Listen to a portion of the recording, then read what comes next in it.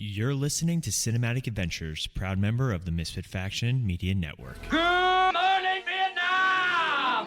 I love the smell of napalm in the morning. You're gonna need a bigger boat.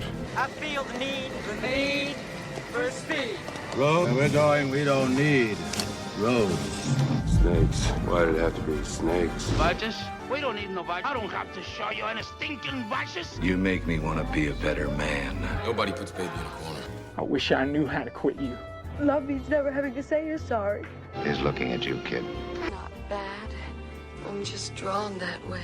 Hello, everyone, and welcome back to Cinematic Adventures. Don't forget, if you guys are listening to us on the go, you can find us on Podbean, Apple Podcasts, Spotify, iHeartRadio, basically anywhere you get your podcasts. You can also find more of our content on our website, themisfitfaction.com. There you'll find links to not only this show, but some of our other shows like the Multiverse Fancast and MF Uncensored. As always, I'm one of your hosts, Paul. With me via the Zoom studio from your mom's diary is Sean. Sean, how are you today?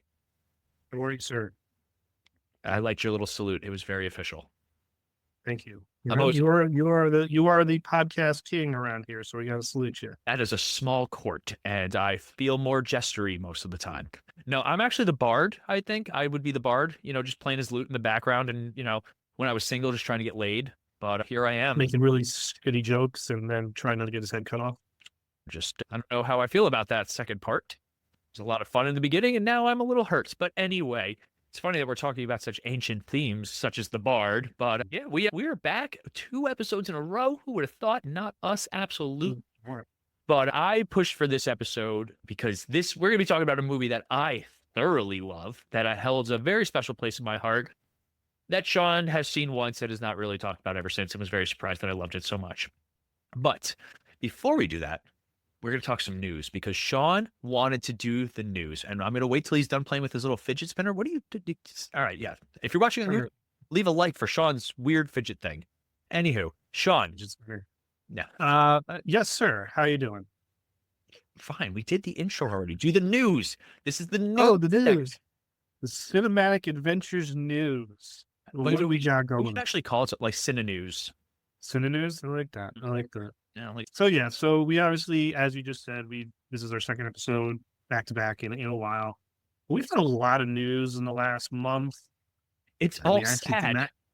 it was a lot of sad news at this point that we didn't get to in our last episode. So I wanted to give some shout outs to the news here.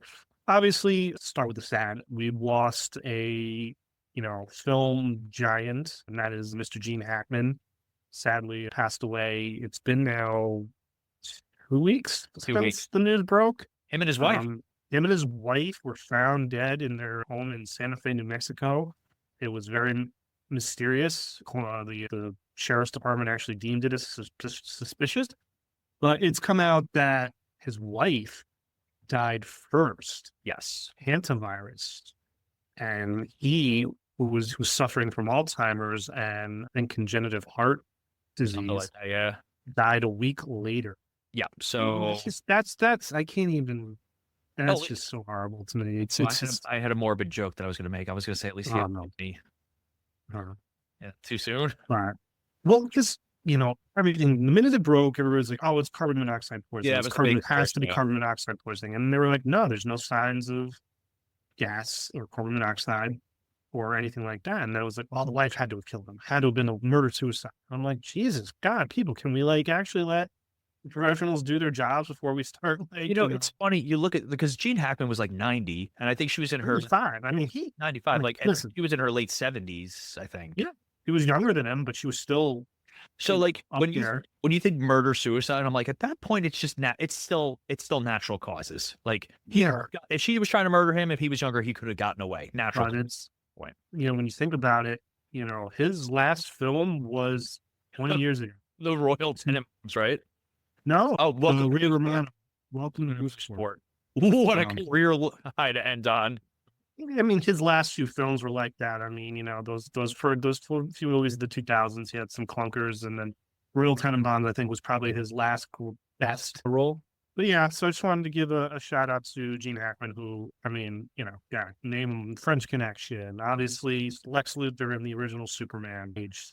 He was also one of those actors you never heard bad things about. Like he came in, he did his job. Like people that worked with him always said he was, very professional. Like he's one of those rare Hollywood icons that like nobody had a problem with No. it. Nobody had a bad word to say about him. I mean, and hopefully that stays like that. Hopefully, weird stuff doesn't just start popping up. But yeah, so If- that if was a sad weird- one. Yeah, if weird stuff pops up, I want it to be funny weird. Yeah. Like he had a chicken costume at home that when he was bored he wore, like stuff like that. Or like you ever see the clip of Jack Nicholson and Jennifer Lawrence where she's like doing an interview and I guess she says like some compliment and he pops up behind her and like she fangirls like nobody's business and he like indulges it too because from what I've heard, Jack Nicholson, yes, did he like to party like nobody's business? Absolutely. But like from all accounts, he's still a very fun and nice guy, which I would hope so. Jack Nicholson. I mean, did you see him in his little clip on the SNL 50th? No, He's up there. He's up there. yeah, It was tough to see. He was struggling. it was just like seeing. I forget which roast it was, but Robert De Niro was there, Yeah. and just they made fun of like Robert, you're here, you're okay. I don't know if you know what you're doing, but yeah, it's sad. It's sad. Wow. Some of our favorite actors and actresses get up there and Yeah, because Nicholson hasn't done anything in 10 years. it's been probably over 10 years. Yeah. But yeah, so that was number one. Number two, this one really hurt. Yeah, Michelle Trachtenberg, who we both essentially grew up watching on The Adventures of Pete and Pete, Harriet the Spy, and then she I didn't watch Buffy, so you watched Buffy, and then she kind of made a little comeback there with Eurotrip and then eventually Gossip Girl. Yeah. Yeah. But we did an episode on Eurotrip, if memory serves correct. A lot of those clips have been popping up in honor of her. She was a talent. I know I followed her on social media, like Instagram and stuff like that. Instagram's a photo sharing site, Sean. I don't know if you're familiar with Instagram. I mean, I sent you a funny "Whose Line Is It Anyway" clip before, and you didn't even acknowledge. But that's fine. That's fine. So I followed her on Instagram, and I know she looked rough. I know supposedly she had a heart transplant, and that led to also why she passed because she was our age. Like Yeah, I think like a year older than us, or it's sad. something like that. But apparently there were complications from that heart transplant, which is a shame. Like you think you've got this second chance, but she's well. Like I might watch Eurotrip this weekend. It's been popping up a lot on like when I turn on the TV, the smart TV. It's like, well, hey, there's Eurotrip, and I'm like, because we love that movie. That is a movie.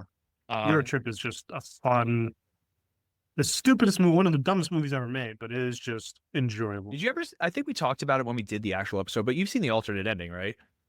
Yeah, Where she's she just like, turns them down. "What are you doing here?" Like, Yeah, I'm not turns- interested. I'm going away. I think that would have been actually funnier if they kept that. yeah, the test audiences didn't like it though. They wanted that happy ending. I think it would have been fine if she had showed up at the college still, and but obviously, watching them, do it in the church with Franz Fabisano. Watch it. The bloopers are great. I love the bloopers. The bloopers are very good in that movie. Yeah, but R.I.P. to Michelle Trachtenberg. Yeah, R.I.P. So that's it for the sad news. Well, actually, this next piece of news you could interpret as we don't know. We'll wait and see. We're gonna fight about it. Let's go. That Amazon has officially bought out the producers of the James Bond films, and they are now in full creative control of the James Bond franchise. I am And the jokes are coming in. All the, obviously the cynicism is there, and it's like, oh, okay, well, they're going to put an American in as James Bond. They're going to turn it into a TV series. They're going to do all this. Let's tackle both of those things right now. I would not be opposed to a television series if it's done right, like an 8-episode Reacher style, 8 episodes, focus on the right first, and then because Amazon. I gotta say, Amazon doesn't miss with their TV shows very often. I just finished Invincible, the latest season, fantastic. Love The Boys. We're watching Reacher right now. We got this week's episode we still got to catch up on, and their television, for the most part, has been very much on point. So I'm more optimistic about a television show. I've never watched an Amazon movie, like an original movie, if memory serves. But if they want to cast an American, I'm of mixed opinions, right? We have seen some controversial Bond castings. Daniel Craig was exceptionally controversial, and then he turned into one of like this generation's Bonds, and for the most part is remembered very fondly for his work. But there are plenty of times where, like, I love Henry Cavill. I'm a big Henry Cavill fan. How many times has he portrayed an American now at this point? Like, there's a caveat that for some reason I think really the only issue I would have per se is if they do the gender swap on Bonds, which they talked about for a while. I would not be okay with like a female James Bond, and that's not because I'm a misogynistic in any way, shape, or form. It's just that I was watching clips from what was the last one? No Time to Die. They introduced Ana de Armas's character in that, and she stole that movie for the scenes that she was in. Every scene she was in, she was fantastic. Not just because I have a huge crush on her, don't tell my wife, but she's really good and she's very capable, and I'm really excited to see her in Ballerina. But like, she's only in the movie for 9 minutes. I would rather see that movie, like an Ana de Armas movie. So for me, like, if you're gonna do James Bond, he's another one of those characters you gotta do right.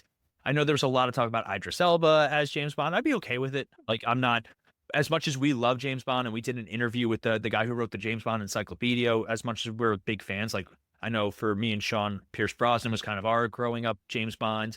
He's not your favorite though, right? Who's your favorite?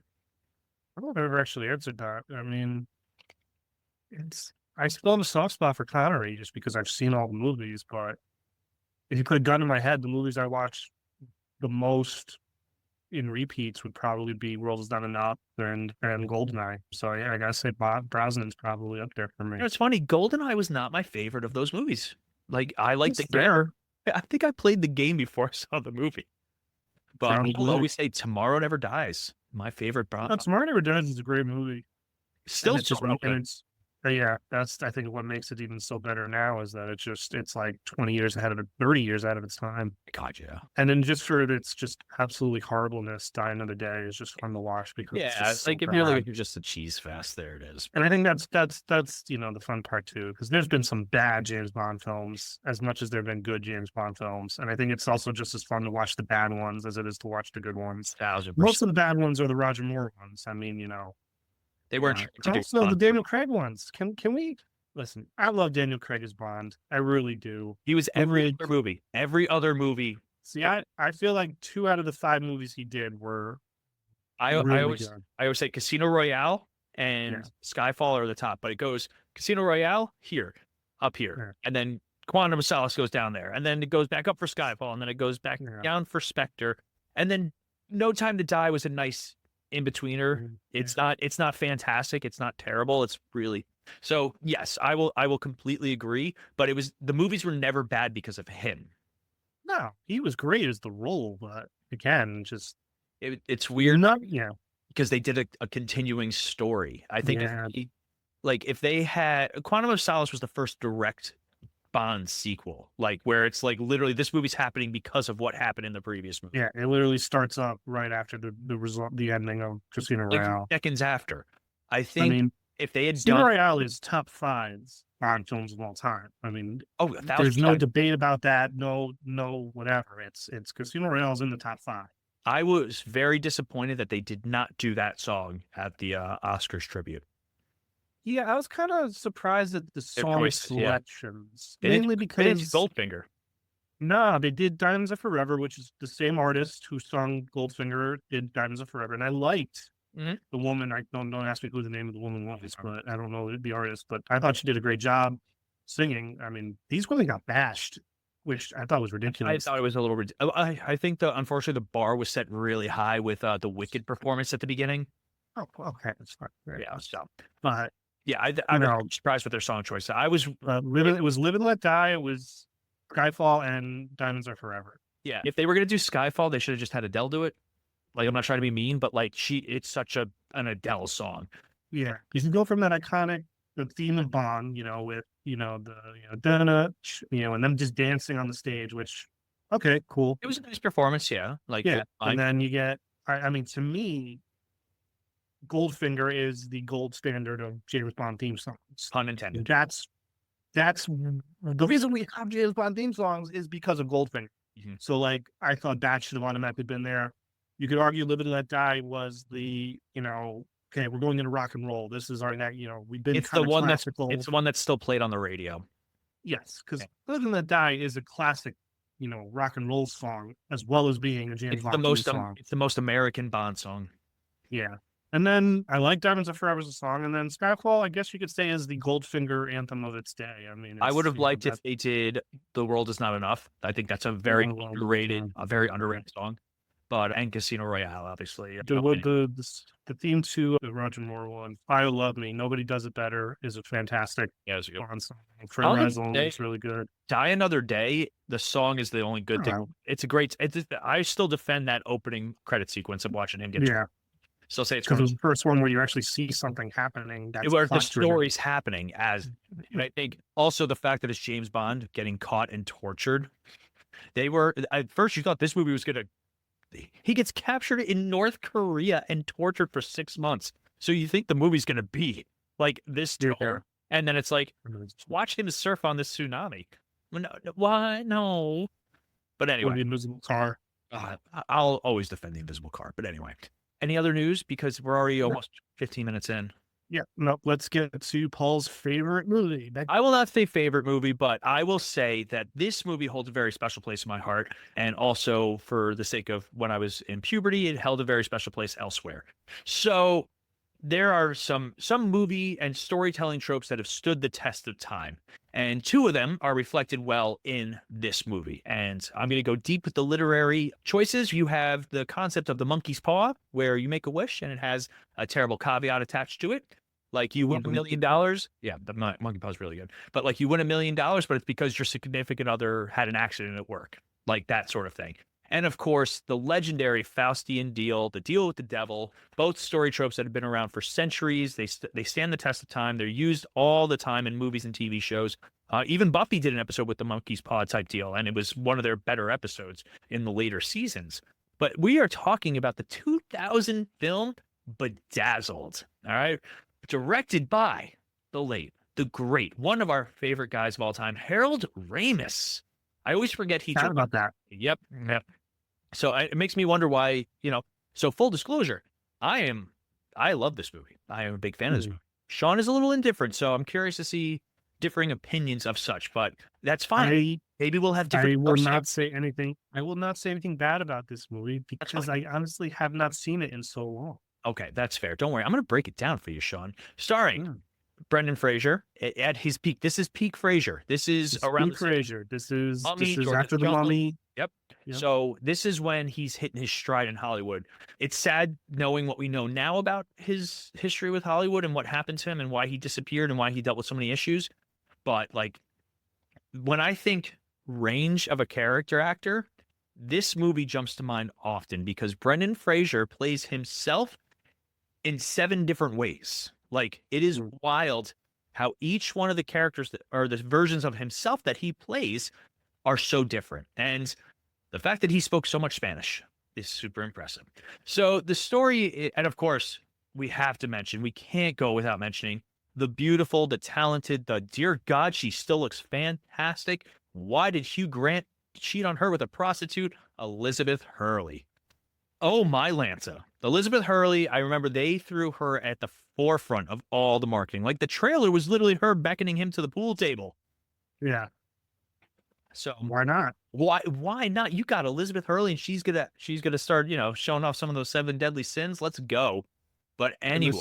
This is obviously post Austin Powers, but she never really she had that little window in the late 90s, early 2000s, and then same thing. She just kind of never really did anything huge after that. Yeah, I think she also did more stuff outside the country, and obviously, she probably did a lot of stuff over in England. Yes, we joke about it, but yes, the Hugh Grant controversy, which happened like right after this too, I think. Like that was early 90s. Oh, okay, all right. That was before she became movie famous. She was really for some reason it was later. But yes, that was like 93, 94. Got caught in L.A., I think it was, with a prostitute. It was a whole big thing. And he was married to Elizabeth Hurley at the time. Like, what? What are you doing, Hugh? Get your shit together. Come on, man. He probably watched this movie going, damn it, I messed up. But anyway, so the story is about basically this computer-type nerdy guy who sells his soul to the devil. Now, that is a very, very quick explanation, but it is based off the Dudley Moore and Peter Cook movie of the same name from 1967. Did you ever see the original Bedazzled? Same, a long time ago. Dudley Moore and Peter Cook. I don't think I ever saw it. I don't know. Obviously, same storyline, but just a lot different. That's the word I'm looking for. A little different humor. Yeah, it's totally more.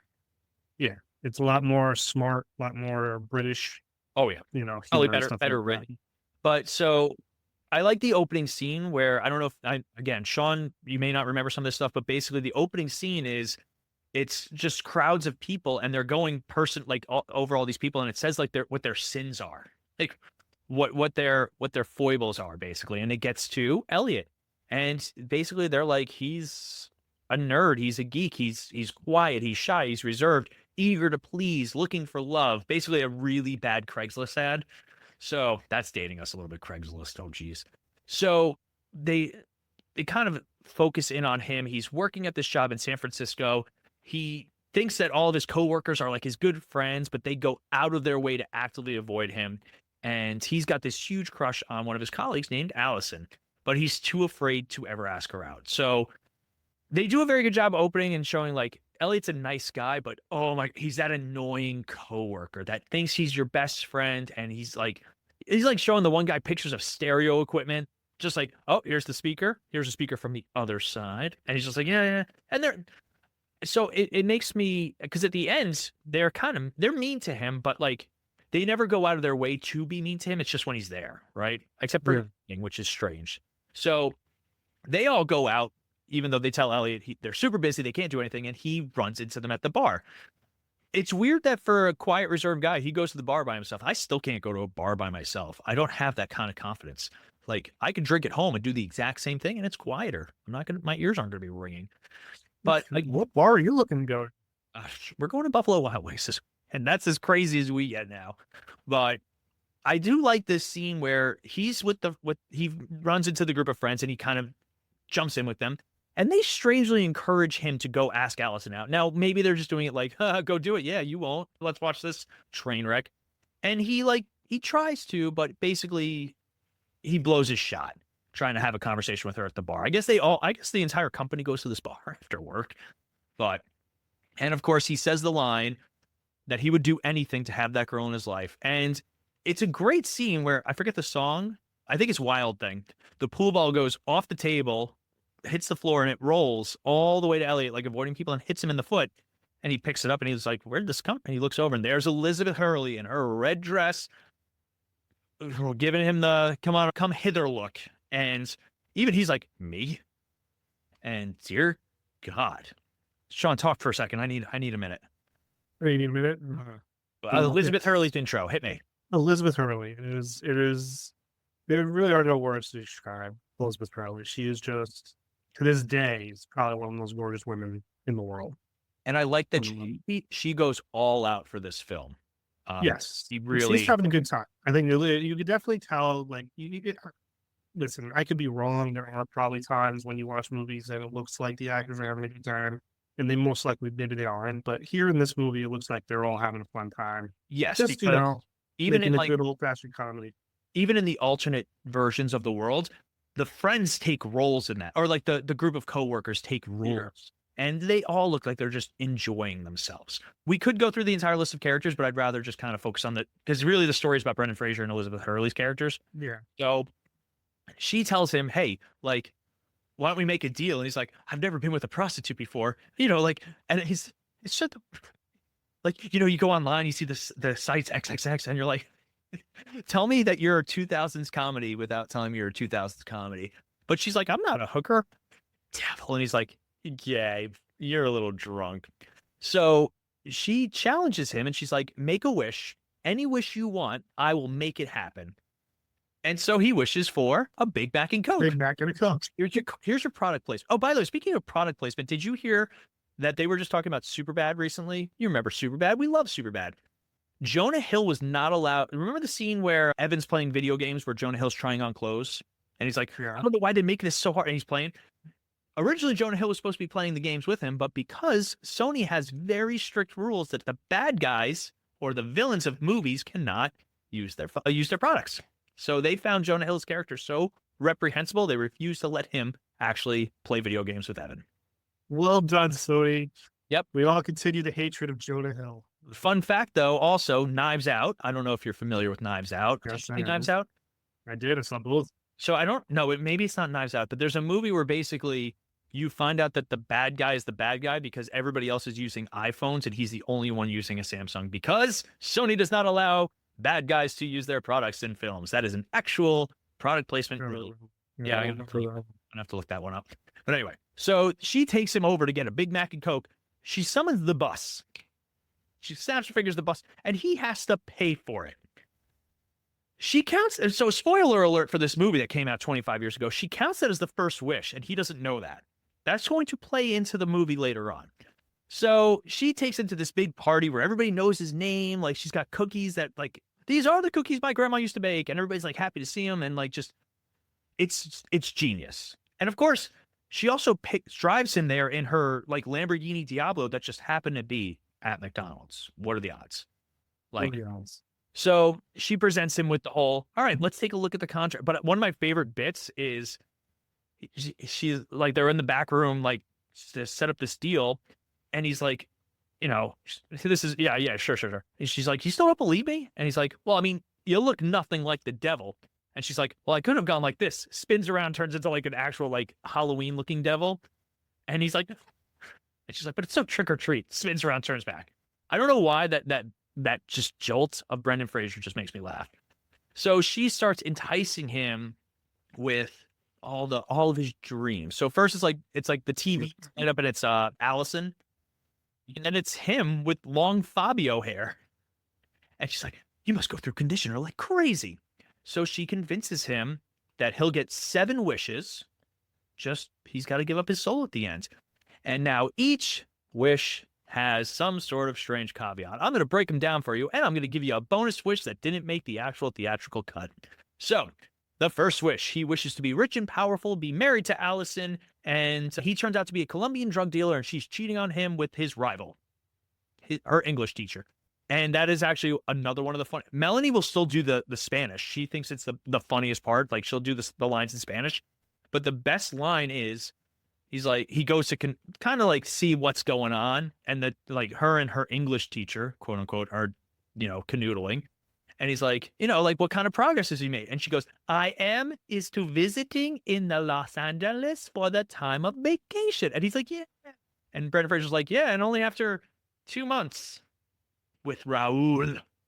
And it's like, okay, he's not dumb, but like, she's not really in love with him. And like, he loses his drug business. And also to date this movie, the devil has given him a pager that if he dials 666, he goes back to where he was and he gets his next wish. All right. So that's the first wish. The second wish, he wishes to be, I want to say it's like a super sensitive type, because he goes and spies on Allison with the devil. So like him and Elizabeth Hurley have a lot of adventures and interactions throughout this. And one of the best jokes, and you would appreciate this, Sean, he's on the beach with Allison during his second wish, and she interrupts them with 2 dogs named Dudley and Peter. Oh, okay. And she's wearing the tiniest black bikini in the world. And yeah, how old were we in 2000? 13. Things changed that day. Seeing that movie, things changed, sir. But he's overly sensitive in this second wish, like too much. Like every time he looks at the sunset, he starts crying. But like it's funny. And she's like, he specifically wishes that she's in love with him. So then a bunch of tough guys show up, and she goes running off with them. And he's like, and he's crying and screaming her name, looks at the sunset, starts crying again. So his third wish, he wishes to be a big, tough NBA player. And this was actually some of the better editing tricks that they do, because they have to make him like 7'4". And they do a lot of fun camera work where he's so much bigger than everybody else. And of course, there's the great scene where he's sweating profusely because he's also dumb. He's dumb as a bag of rocks in this one. And the guy's interviewing him using all these big words. And he's like, well, you know, we played good, hope played good, and I think we played pretty good. He's just sweating. Excuse me. Fighting a little bit of a cold, I think. Edit. So, Yeah. I know, right? So we go back in the locker room. He's got this little tiny towel on, and you know, Allison's now a reporter, and she's like, "I'm going to do an interview, and you should probably get dressed by taking off that towel." And he's got a small wiener, and of course, his reaction is, "Oh, damn the devil!" damn the devil, hell. And then he's trying to figure out how to use the pager. And it's like, first he types in like 555. It doesn't work. 777. No, it doesn't work. Takes one of like, there's like 9 post-its that say 666. He grabs it. It's upside down. He types in 999. Flips it, and then he goes back. You're making me talk too much. So You're on a roll, man. yeah, now because I love this movie. The 4th wish, he now wishes to be a super smart, well-articulate, published author with a bigger penis. And she's actually the one that suggested. She's like, anything else? He's like, what? Like winky wise? And he's like, well, and she gives him like a little wink, and that's the one thing that she could have messed up in this next coming wish, but it's so good. He's like this published author, and it's even better. He gets off the elevator and he immediately fixes his pants. Now, I thought it was just because he was wearing fancy clothes when I was, 13. It's because his wiener's bigger. Fun fact for all your Supernatural fans, if you'll recall, the demon Crowley sold his soul for an extra 2 inches below the waist. You're welcome, Supernatural fans. So Allison is immediately smitten with him. All the people are like lauding over him. They go back to his place and he's gay. And so the 2000s were very big on the whole like gay is bad type jokes. But in this, like, it's not a bad thing. It's actually done really well and pretty funny. But it's definitely one of the things that maybe hasn't aged 100%, but it's like a great bit. It's like the birdcage almost, that entire scene. So he goes back, and then he wishes to become president of the United States. And of course, Elizabeth Hurley becomes Lincoln, right? Yeah, but she's great. She's like, that is the most noble and selfless thing I've ever heard, and it's a great way to meet chicks. She tries to seduce him in that scene. She's the teacher, and she's got like 1,000 apples on her desk, and all the boys are like, oh God, she's wearing like the little teacher outfit. And she like tries to get into Elliot's pants. He's like, is that all you think about? Just sex? She's like, no, there's wrath, gluttony, greed. Like, just listen to the whole 7 deadly sins. I was like, stop, just stay at lust, buddy. Let's just enjoy the ride. But yeah, he becomes Lincoln, and he gets shot. And it's a great bit. He's like, can we just go see a movie or something? No, what? And yeah, he takes out the pager. He finds the pager just as he's about to get shot. And he's like, wait. All right, go ahead. So that is his last official wish, because he goes back to work and he's getting in trouble. He gets in trouble at work for being late or whatever it is. And the devil's like, all right, well, you got to do your last wish. He's like, I got 2 more. She's like, you forgot the Big Mac and Coke. And he's yelling at his computer screen, kind of like how I'm yelling at you right now. But to everyone else, the screen is blank. He's just yelling at his computer and like having this conversation back and forth. So she's like, well, you still got to do 1 more wish there, buddy. And he goes to church and he confesses his story to a priest who calls the cops on him because they think he's drunk. And Elizabeth Hurley is the police officer who brings him back into the cell. And he's like, no, that's her. That's her. And this is like the one scene in the movie that actually gets a little like scary to a point. Because let's not forget, after he's done, he's going to hell. Like, he doesn't get to live out the rest of his life. He finishes his wish and then he goes to hell. And she's got him against the bars. And she's like, I could be a really good friend to you down there because I do really like you, Elliot. Like, legitimately, she does like him. And it's a very like off-putting scene because the tone shifts dramatically to this now very scary real moment.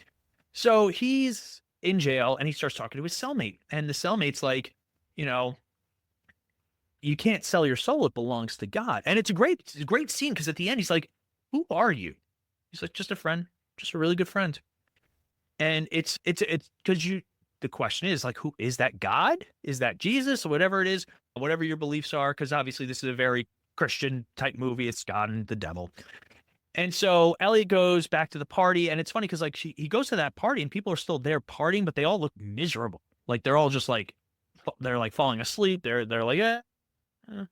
So he goes back and he's like, hey, I want to cancel the contract. I don't want to do my last wish. She's like, you got to do it. He's like, I don't think I'm going to. Then in the most 2000s of good, bad effects, he gets transported to hell and she appears as like Beelzebub monster looking thing before turning into Elizabeth Hurley in a bikini, but she's giant. And again, who would win in a fight, Sean? Here we go. Haven't done a who would win in a fight in a while. Giant Elizabeth Hurley in a bikini or the one super hot giant alien from Dude, Where's My Car? Good question. It didn't go through. Elizabeth Hurley. Elizabeth Hurley, the devil. All right. But what if, I mean, the super hot giant alien was only defeated by the continuum transfunctioner, which could destroy the universe? It's true. I don't know. I'm going to have to. I still say Elizabeth Hurley. That's a ride I want to go on, Daddy. Me too. Me too. So he makes his last wish, but it's for Allison to have a good life, to just lead a happy life. And Elizabeth Hurley's like, oh my God. You think she's just because she's like, oh God, it's so stupid. And he falls into hell, but then he wakes up on this marble staircase. He's like, am I in heaven? She's like, oh God, no. This is the courtroom. She's like dressed up as a lawyer, and she picks him up, and she's like, there's a clause in the contract, not a Santa clause, but like a regular contract clause. If he makes an actual selfless wish, it voids the contract completely. So he gets to keep his soul. And they have a really good moment where he says that even though she manipulated him, like she's the best friend he ever had. And it's a great moment because like she's like, the whole God and devil thing, it's not really up to you guys here. Like, you don't have to look far for heaven and earth. They're right here, or heaven and hell. They're right here on earth. And it lends a lot to, there are a lot of different theories about because people have gone crazy for years with the whole, if God is all powerful, why is there a devil? And why is there bad? And I don't have patience for philosophical and theological debates. Big words. You're welcome. But it's a great scene, and he finally works up the courage not only to stand up to his coworkers, but also ask Allison out. And she's like, oh, I have a boyfriend. Oh, all right. Well, so he's leaving work. He's got this new sense of like, I love life. And he runs into his new neighbor, who is a dead ringer for Allison, but named Nicole, and more his type of personality. And they end up hitting it off and getting back together. And right before the credits roll, they're walking through the park hand in hand, and you see the devil, Elizabeth Hurley, playing chess with the cellmate. And they're both dressed in white, and she starts cheating as he, looks over her shoulder because she points out Elliot. And the movie ends with two little things on Elliot and Nicole where it's like hogs the covers and drinks out of the carton. Like they're two little faults. And that is Bedazzled. And here's your bonus wish. So there is a wish that did not make the theatrical cut where Elliot is actually a rock star. And you can watch it on YouTube in very poor quality. But he wishes to become a rock star, and I believe he overdoses at the end of it, and that's how like his wish ends. But we watched it; we get why it's not there. But anyway, so yeah, that is Bedazzled. Sean, give me some thoughts on Bedazzled because I need a second. You still need a second because damn, that's 2 straight episodes where you did a lot of talking. So fun fact, we have the podcast studio is downstairs in my house, and Sean's obviously via Zoom because it's just so much easier nowadays, and so he doesn't have to actually see me because he's tired of me and just that. But I went upstairs afterwards, and Melanie, my wife, she's like, producer Melanie, she goes, you talking a lot. I was like, well, yeah, Sean and I were talking. No, she's like, no, you were talking a lot. I was like, okay. I was really excited for what movie did we do last that I was so excited for? We don't remember. She can do this. We got this. We're professionals. Small Soldiers. Oh, Small Soldiers. That's right. Oh, so two episodes of movies that I really wanted to do. Yeah. Fun fact, I do text Sean and ask him what movies he would like to do. He's like, I'll get back to you. And here we are. I do say that. I have a whole list, but I just, when I open up the computer and I see your face, the list just goes, and I'm just like, you would say, so you would say when you see my face, there's not a thing that you would say, except that I'm amazing. Bruno Mars. Pretty good.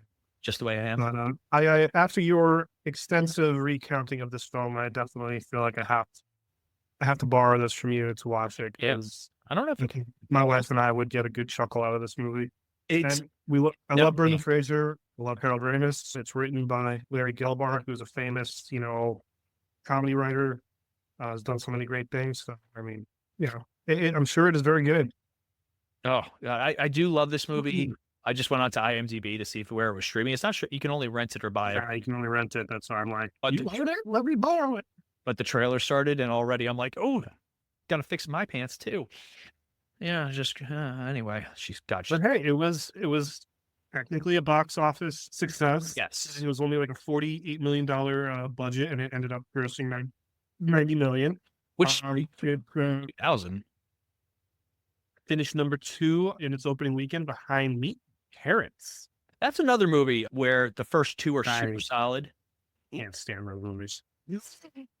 I was not a Meet the Parents fan. I really wasn't. You are quite the fucker right now. And that's fair. I would say I think the first movie is still its best. I do love the second one, but then they should have stopped there and they didn't because money. Money. We should Money, do that money, movie money. just so we can argue about it. I'd be okay with that. Sure. But yeah, so this movie, it's got a little bit of a cult following going on at this point, just because I think people have really started to appreciate Brendan Fraser more, and it's great. I do think he deserves it especially after coming back with like The Whale and stuff like that. And he's starting to really appear in a lot more movies now. I think I'm glad. I mean, I'm ecstatic, because listen, in his heyday, it's not like he was making any amazing, pictures that were like critically darlings. They were all just fun, entertainment or popcorn movies, whatever you want to call them. But we grew up with him, starting with Encino Man, and then really jumping out with George of the Jungle and The Mummy Returns. Brendan Fraser is a '90s darling, and he is one of those guys. '90s, early 2000s, and then it just kind of he did Monkey Bone after this, which I remember Monkey Bone. I saw that once. God, that movie was god awful. Really, I was after that, and then he was in that movie Crash, which was like, and then it was pretty much after Crash where he vanished, and no one it knew wasn't why. until He made that little cameo in G.I. Joe. Oh yeah, that's right. And there was rumors that he was going to be like another character. Yeah, I remember that, or that it was going to connect to the Mummy in some way. But I remember it wasn't until Doom Patrol that I was like, oh my God, Brendan Fraser. And he looked very different. Now, Brendan Fraser has gone on record a few times saying that not only did he hurt himself incredibly bad during one of the Mummy movies, like he hurt his back, but also he was assaulted in Hollywood by, I want to say it was a producer or director or somebody, some bigwig. And it came out after the Me Too movement started. And he came out, he was like, yeah, I got attacked by this guy and I didn't know what to do, blah, blah, blah. So he disappeared from Hollywood for a while. And I'm glad that he's making his comeback. We wish him nothing but the best. I don't need to see him revisit any of his roles, in all honesty. I know that there's been a big push for more Mummy. I think we're okay. The only way it would have made sense would have been, did you see the Tom Cruise Mummy? Yeah. I would have been okay with him playing like Dr. Jekyll in that. I think that might have been a little bit more fun, or just playing Rick O'Connell. And now he's organizing all. One of these days we're gonna talk about the new Mummy. God, that movie was so bad. But Star City. Talk about a movie that just I want to get into a room with those two guys that created that universe, and I just want to be like, what made you think that was the movie to start your franchise with? Like, come on, And again, I have nothing against Tom Cruise. I like Tom Cruise movies, but that movie was just so bad. Tom Cruise was not the problem in that movie. The script was the problem in that movie. The script was. And I feel bad for the actress Sophia Boutella. Yeah, she's also kind of like, I don't know where she's been. She had a little streak there. She was great in Kingsman. She was great in Atomic Blonde. And then she did The Mummy, and I think she thought that, all right, I'm in. And that movie bombed so bad. And Star Trek, the third Star Trek, she was the. Right. Yeah. Yeah, I like her. I hope she makes some sort of return. But anyway, Star City rating for Bedazzled. Just from your ecstatic recounting of this movie, I got to go probably with like a 3.5. I thought you were going to go the solid 2.5, the solid completely average movie. I give this movie, and again, I'm going to be blinded completely by nostalgia and just blinded by the light. Yeah, but also any movie that I could sit down with my wife and we both just love and we quote, and we still quote to this day. Like when he realizes he can speak Spanish, mucho gusto, me llamo Elliot. Like we still biblioteca. we still quote that. We still quote this movie way more than we should. I'm going to give it a 4.5. Just because I love it. It's just because of my own. I'm not saying that it is a 4.5 movie in terms of quality. But that's what it should. But that's the whole point of the Star City rating. It's not on how if the movie is amazing in terms of the way it's done, or if it's Library of Congress-esque movie. It's how you like the movie. And I think that is the best part about this show. And it's very rare that Sean and I have such differing opinions, but at the same time, it is for us. either a movie's good or bad in some capacity. Like we've never been like Sean's like give it a 2, where I'm like give it a 4. We've never been that far apart. So I would say if I wasn't looking through this with nostalgia glasses, it would probably be a 3, 3.5 also. But because I love this movie so much, and again, we're in the Brendan Fraser renaissance a little bit, Academy Award winner now. So yeah, I'm going to give it a 4.5, but we would love to hear your thoughts. So if you guys watch it on YouTube, comment down below your thoughts on Bedazzled, or just Elizabeth Hurley in general, or Brendan Fraser, or mostly Elizabeth Hurley, because whatever your favorite outfit that she wears in this, you should comment below and leave a picture, and don't worry about anything else. But that is going to wrap us up for today, as always. Paul, John, are you sure? I am sure. I am leaving now. I don't know. All right, that's gonna wrap us up. Bye, everyone.